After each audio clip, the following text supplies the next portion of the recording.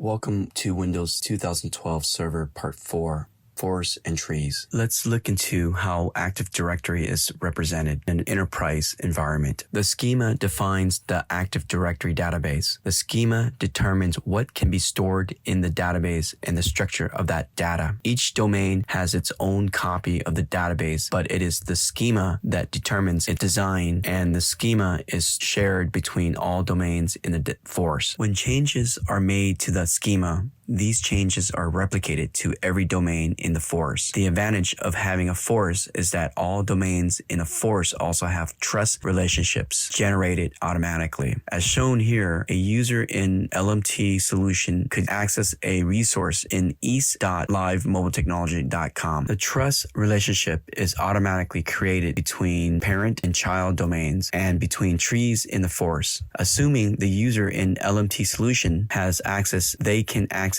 any resource in any domain in the forest. This brings up the question, how does one find items in a forest? In order to find items in a forest, you need an index. In any Active Directory forest, there will be servers that provide an index for all items in the forest. These are called global catalog servers. There's at least one global catalog server per domain. Global catalog servers, or GCs, contain an index of every object in the forest. This is not a full copy of the object, but enough to allow a user to perform a search. For example, using a global catalog server, you could search a forest for all the network color printers. Since the global catalog contains the basic information about each object in the forest, a user can find this information quickly. The global catalog server does not contain any detailed information about the printer, but it can tell the user where the object is located in the forest. Think of a global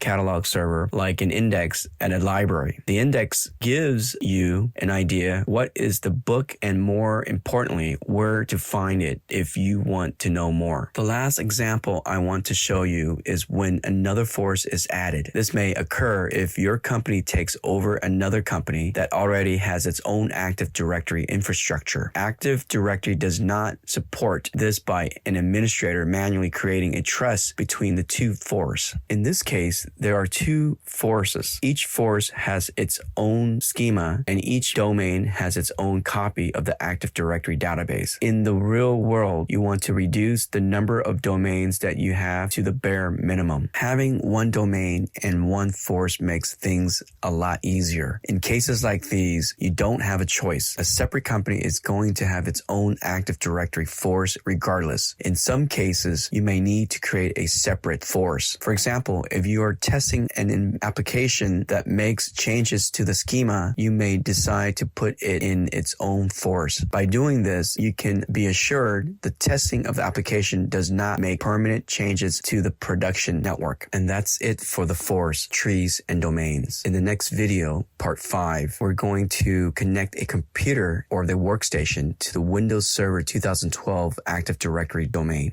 And once again, thanks for watching my training video, and help me by subscribing to my YouTube channel. This will help me a lot. Visit me online at www.livemobiletechnology.com.